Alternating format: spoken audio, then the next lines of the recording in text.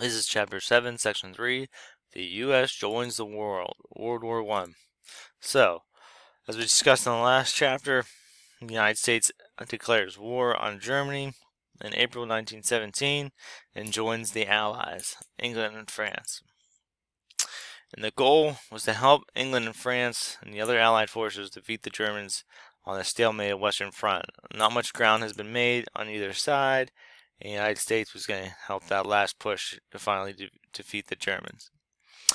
And in order to join the war, though, the United States military needed to mobilize. And mobilize means prepare for war. The United States had a really large army in 1917. Like we discussed in other chapters, President Roosevelt really believed in a strong um, Navy. That's how we kept our foreign policy going. But had a small standing army of just 125,000 soldiers. That's not a lot for such a big country such as the United States. So the United States needed soldiers quick and in a hurry to go fight over in World War One. So the most effective method was to try to persuade young men to join using propaganda, which is propaganda. We discussed this before. Is information used to promote or publicize a particular point of view. Um, using exaggerated information, maybe a little persuasion in there, almost like you have an advertisement on TV. So some of the U.S. propaganda that was used to have young men enlist as soldiers in the army. One of the most famous ones was, this is Uncle Sam, and he was first used in World War One. This poster, "I want you for the U.S. Army," very famous poster. But these posters are just trying to convince young men to serve in the army, or the Navy, or the Marines. They kind of played on young men's pride, like, man, like, I should do this. It's right for my country. My family be proud of me. What have you. This is a good one. Like, boy, like, it's a, gee, I wish I were a man. I joined the Navy. It's like, wow, probably should better join the Navy, right? And many young men did volunteer for the military service, each with their own motives. Most of them were that just a sense of duty to the United States at the time, and a sense of adventure.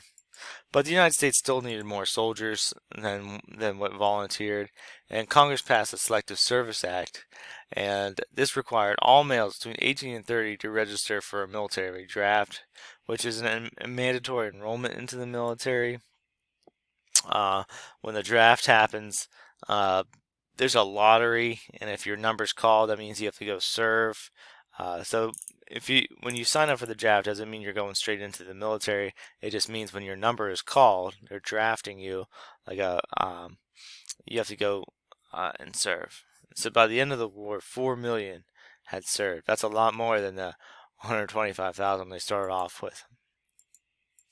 So women were not subjected to register for the military draft, but many women wanted to support the war, and many women volunteered for service in the military as nurses, secretaries, receiving telegraph messages, all that kind of stuff. Everything pretty much but combat duty. In World War One, this was the first American war where women actually earned a military rank. Suffragists, women that wanted, the right for women to vote. They saw this as an opportunity as women to prove their worth, and maybe if they prove their worth, maybe they could get the right to vote. Say they were all for the war and women helping in the effort. And this was probably the first time that there was a really diverse fighting force in the United States military. Before it was just white male dominated, but now with the influx of all these immigrants because of the Industrial Revolution, a lot of soldiers were children of immigrants. A lot of Native Americans fought, even though they were not forced to fight because they weren't considered citizens yet. A lot of them joined to serve in the military. 380,000 African American soldiers served during World War One. Even though African American soldiers were still segregated in the military, meaning that white troops were with white troops, black troops were with black troops. they still served, and but they were still kept on the sidelines a lot of the time. Only 10% of them actually fought in combat situations. They would have these African American soldiers doing the building of barracks, cleaning, ditch digging, that kind of stuff. Um, but there was a lot of African American units that were really good at fighting, and the Harlem Hellfighters, and this was a unit of African American soldiers. They fought under the French flag and received the France's highest medal of honor of bravery. They fought many combat missions, and here they are right here, the Harlem Hellfighters. This is the French, and they're shaking French soldiers, and they're shaking hands with them, and they assisted the French soldiers in battle. So, when you were drafted or you joined the military, you have to go get trained first. And it was kind of the first time that when these soldiers got trained that they were also taught to read.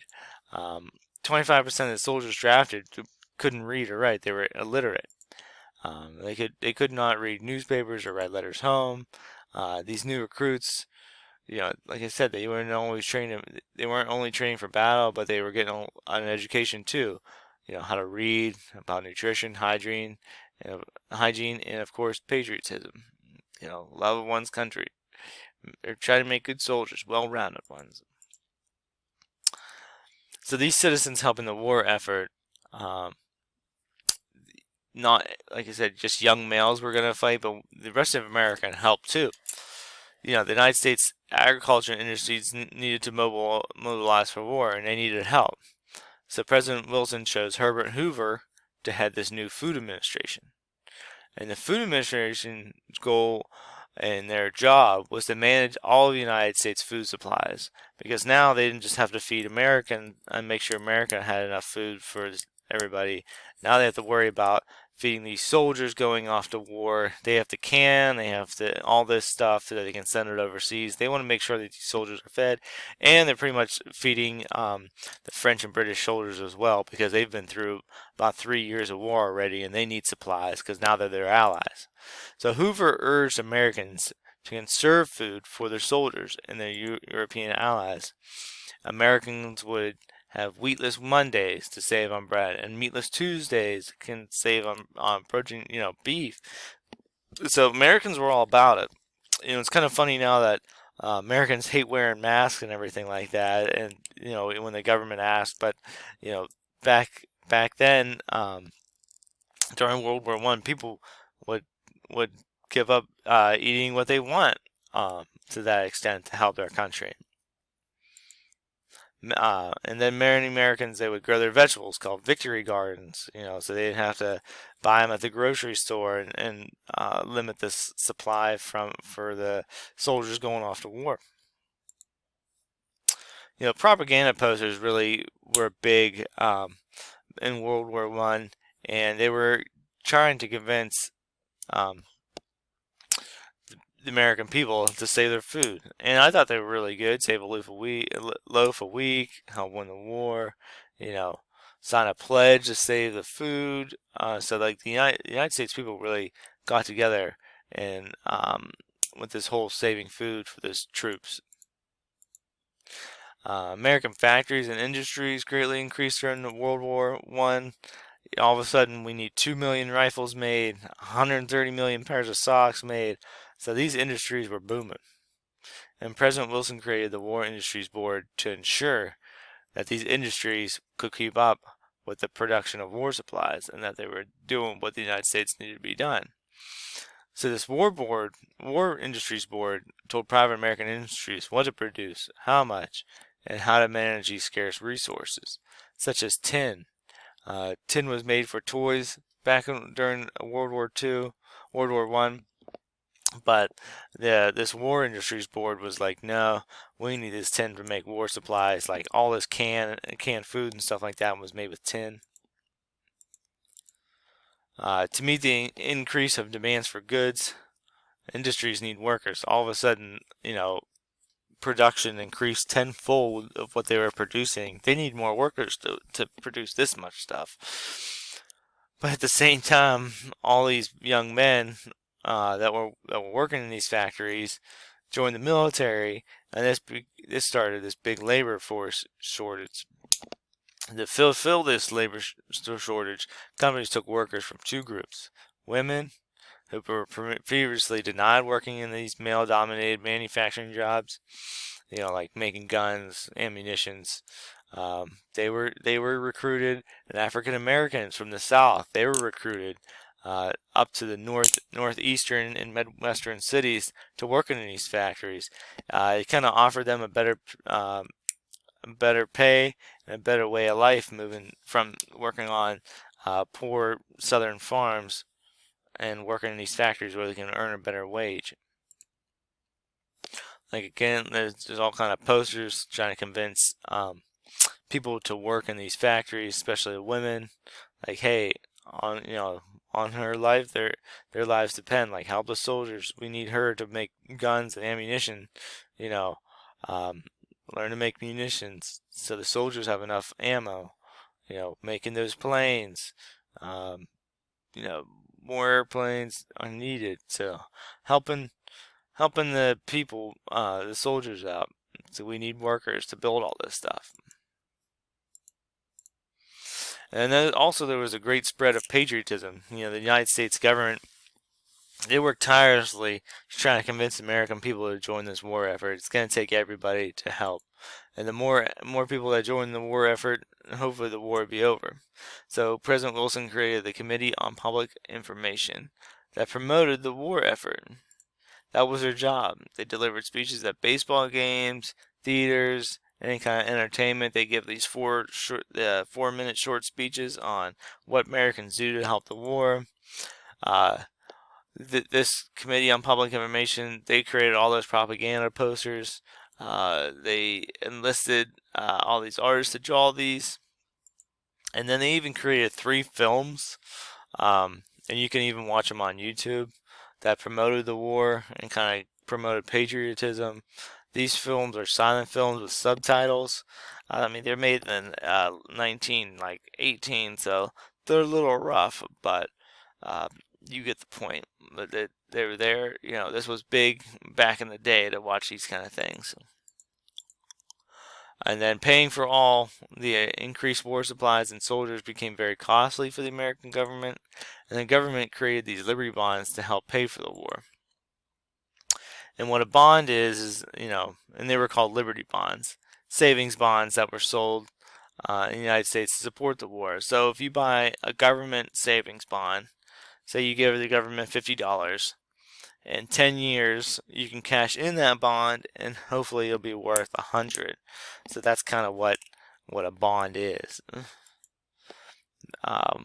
It offers citizens to give the government upfront money to pay for the war, and hopefully after the war, somewhere down the line, the government can pay all these bonds back plus interest. That's why you're supposed to make money off of it.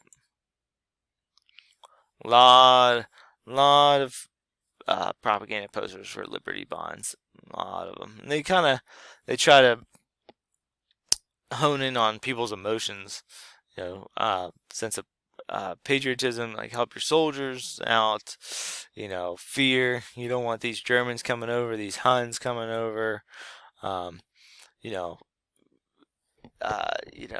If I buy a bond, that's a bomb that can potentially sink a German U-boat. But not all Americans were supported the war in Europe. Many believe it was not America's place to save Europe or settle European affairs. Congress passed the Espionage Act in 1917 and the Sedition Act of 1918 to squash anybody with any kind of differing opinion, any kind of anti-war opinion. And under these acts, any anti-war opinions could not be published in newspapers and any other media, and you couldn't speak about it. Many saw this as against the freedom of speech, and some people were even imprisoned for trying to spread anti-war sentiments. And then there was anti-German hysteria.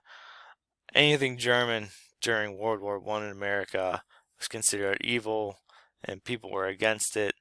German Americans that would have a German accent or from Germany, they would be harassed or shunned in America. No one wanted to be around them. Um, you know, anything German, like I said, like sauerkraut was referred as Liberty cabbage. You know, Germans were called names like Huns because it was said that they were savage people. This depiction, that's like what a depiction of what the Germans looked like. They were, you know, seen as savages that when you go defeat them. So, um, you know, Germans were just not treated well in America during this time because they were fighting them in Europe. So it was really too bad that that happened.